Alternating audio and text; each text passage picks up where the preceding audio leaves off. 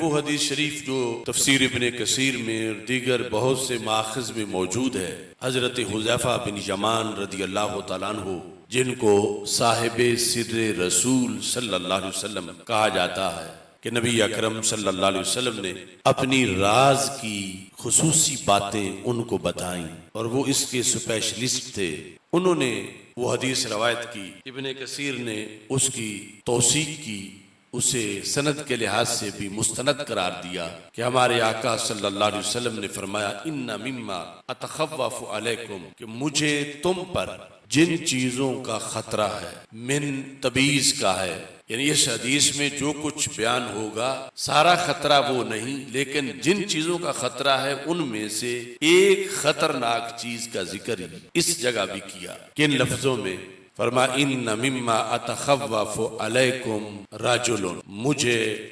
جن چیزوں کا تم پر خطرہ ہے ان میں سے ایک آدمی ہے جو مستقبل میں پیدا ہوگا، اور اس کی پھر علامتیں بیان کی۔ رجل قرأ القرآن، مجھے اس امت پر ایک ایسے شخص کا خطرہ ہے جو اپنی دعوت،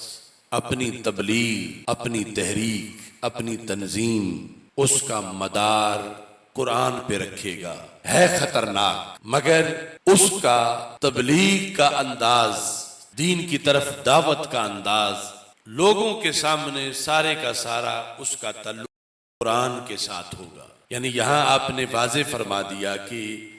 اس حدیث میں جس خطرے کا ذکر آ رہا ہے اس کا تعلق ڈائریکٹ یہود سے نہیں کہ وہ کوئی اعلانیہ یہودی بندہ ہو،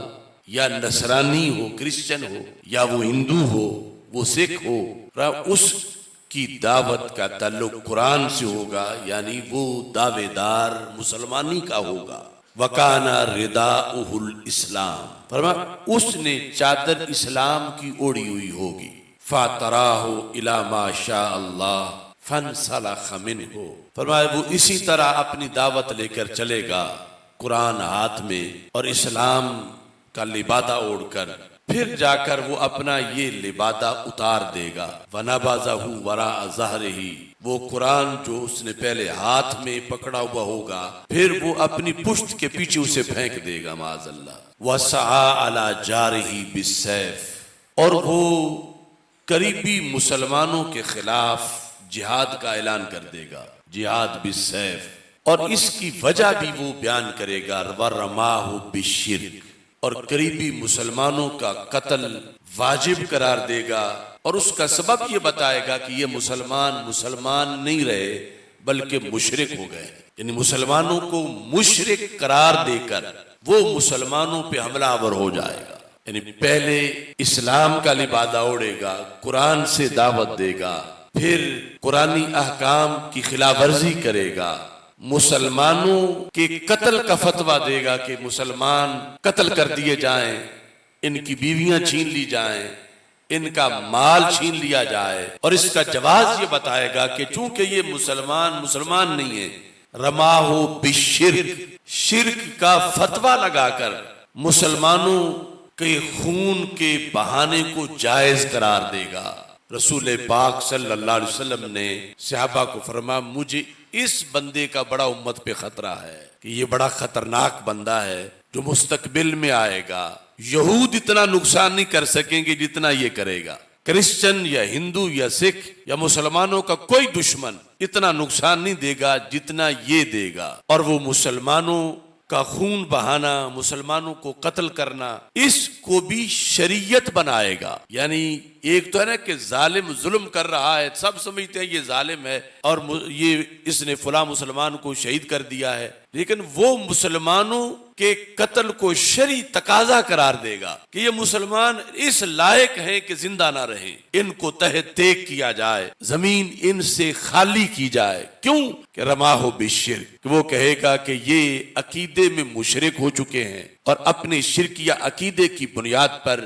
قرآن کہتا ہے کہ ان سے زمین کو پاک کیا جائے معاذ اللہ۔ اس طرح وہ شرک کا فتویٰ لگا کر مسلمانوں کا خون بہائے گا، امت کی کمر توڑ دے گا، کہ جب مسلمانوں کی زندگی اس سے محفوظ نہیں رہے گی اب یہ ساری علامتیں جب رسول پاک صلی اللہ علیہ وسلم نے بیان کی، حضرت حذیفہ بن یمان رضی اللہ تعالیٰ عنہ اور دیگر صحابہ سن رہے تھے، تو بالآخر حضرت حذیفہ بن یمان رضی اللہ تعالیٰ عنہ نے علیہ وسلم سے یہ سوال کیا، ایہما اولا بالشرک الرامی بل المرمی، کہ یا رسول اللہ صلی اللہ علیہ وسلم، سرکار آپ یہ تو فیصلہ ہمیں بتا دو تاکہ آگے چلتے چلتے اس زمانے تک یہ بات پہنچے کہ جب وہ خطرناک بندہ شرک کا فتویٰ لگا کر مسلمانوں کے قتل کو جائز قرار دے گا اور مسلمانوں کا قتل عام ہو رہا ہوگا انہیں مشرک قرار دے کر، تو کیا مسلمان اس وقت کے جو ہیں وہ واقعی مشرک ہو چکے ہوں گے، یا وہ شخص انہیں غلط فتوے کے ذریعے سے تہمت لگا رہا ہوگا، شرک کا الزام دے کر، شرک کا تہمت لگا کر انہیں وہ ظلمن قتل کر رہا ہوگا؟ اس کا آپ فیصلہ ہمیں سنا دیں۔ جب آپ کو اس وقت کے حالات آج نظر آ رہے ہیں تو اس وقت دو ٹولے ہوں گے، ایک اس شخص کی فوج ہوگی، اس کے حمایتی ہوں گے، اور دوسری طرف وہ مسلمان ہوں گے کہ جن پر شرک کا فتویٰ لگا ہوا ہوگا اور ان پہ ظلم کیا جا رہا ہوگا۔ تو دنیا یہ جاننا چاہے گی کہ جن پر شرک کا الزام لگا ہے کیا وہ واقعی مشرک ہیں؟ تو پھر ٹھیک ہے، مرتے کھپتے رہیں، اور اگر وہ واقعی مشرک نہیں، وہ سچے ہیں، تو پھر انہیں اس بات سے بڑا حوصلہ مل جائے گا کہ اگرچہ ہماری جان تو سلامت نہیں لیکن ایمان تو سلامت ہے، کہ اللہ کے رسول صلی اللہ علیہ وسلم نے ہماری حمایت کی ہے اور اس فتویٰ لگانے والے کو مجرم قرار دیا ہے۔ یا رسول اللہ صلی اللہ علیہ وسلم، آپ اس بارے میں آج فیصلہ فرما دیں۔ آج سے 14 صدیاں پہلے جب امت کی اس خطرناک انسان کے لحاظ سے یہ گفتگو چل رہی تھی مسجد نبوی شریف میں، حضرت حذیفہ بن یمان رضی اللہ تعالیٰ عنہ نے سوال کیا، لفظ یہ تھے، ایہما اولا بالشرک الرامی اول مرمی۔ رامی ہے شرک کا فتویٰ لگانے والا، مرمی ہے شرک کا فتویٰ کھانے والا، کہ جس کو مشرک کہا جا رہا ہے، تو ان میں سے حقیقت میں خراب کون ہوگا؟ تو ہمارے آقا صلی اللہ علیہ وسلم نے 3 بار فرمایا، بل الرامی بل الرامی بل الرامی، اس وقت کا مسلمان مشرک نہیں ہوگا، وہ جو فتویٰ لگانے والا ہے وہ مجرم ہوگا۔ یہ حدیث شریف تفسیر ابن کثیر میں موجود ہے، اور اس کے علاوہ 8-9 اس کے ماخذ ہیں، اور امام یحییٰ بن معین اور امام احمد بن حنبل جیسے ائمہ نے اس کی توثیق کی ہے۔ اب آپ تاریخ دیکھیں اسلام کی، قتال تو بہت مرتبہ ہوا، کبھی تاتاریوں نے کیا، منگولوں نے کیا، کبھی کوئی ظالم آیا، کبھی کوئی ظالم آیا، کبھی کوئی ظالم آیا۔ امت میں قتال شرک کا فتویٰ لگا کے کس نے کیا؟ مسلمانوں کا، وہ صرف ابن عبد الوہاب نجدی نے کیا۔ اس کے علاوہ یوں عسکریت، دہشت گردی، بربریت اور قتل عام، جس کو غیر جانبدار جو رائٹر ہیں انہوں نے بھی 3 لاکھ کی تعداد مسلمانوں کی لکھی، جو مکہ مکرمہ کے تھے، جو مدینہ منورہ کے تھے، جو طائف کے تھے، اور حجاز مقدس کے مختلف شہروں کے تھے۔ ان سب کا قتل عام ابن عبد الوہاب اور پھر ابن سعود اور وہابی تحریک کی جو جنگیں تھیں، برطانیہ کے ٹینک تھے اور مسلمانوں کے سینے تھے، اور اس طرح کر کے یعنی خون بہایا گیا، اور انگریزوں نے یہ اپنے پروردہ جو ہیں وہ حجاز مقدس پر اپنے مقاصد کے لیے مسلط کیے۔ اور رسول پاک صلی اللہ علیہ وسلم کی وہ بخاری کی حدیث، ویل للعرب من شر قد اقترب، وہ شر پھر جس نے یہود سے معاہدے کیے، وہ جس نے پھر نصارہ سے معاہدے کیے، کہ سرکار تو فرما گئے تھے اخرج الیہود والنصارى من جزیرۃ العرب،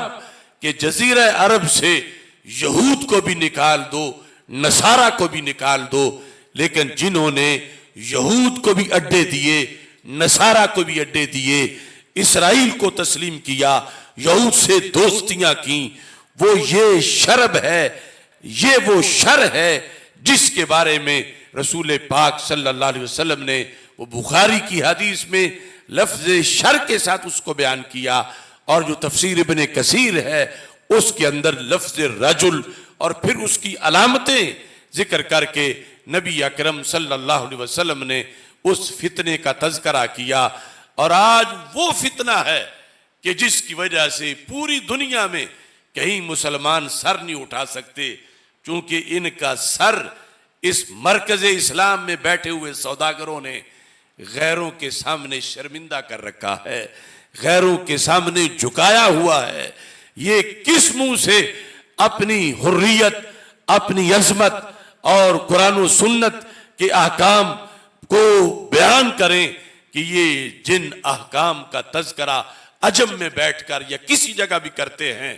تو یہود کہتے ہیں کہ تمہارے مرکز والے تو ہمیں تسلیم کر چکے ہیں. کیا ان کو یہ آیتیں نہیں آتی؟ کیا ان کو قرآن نہیں آتا؟ کیا وہ کعبے کی مفتی نہیں ہیں؟ کیا وہ حرمین کے خادم نہیں ہیں؟ جب وہ ہمیں سب کچھ تسلیم کر رہے ہیں تو پھر تم کس منہ سے ہم سے مخالفت کرتے ہو؟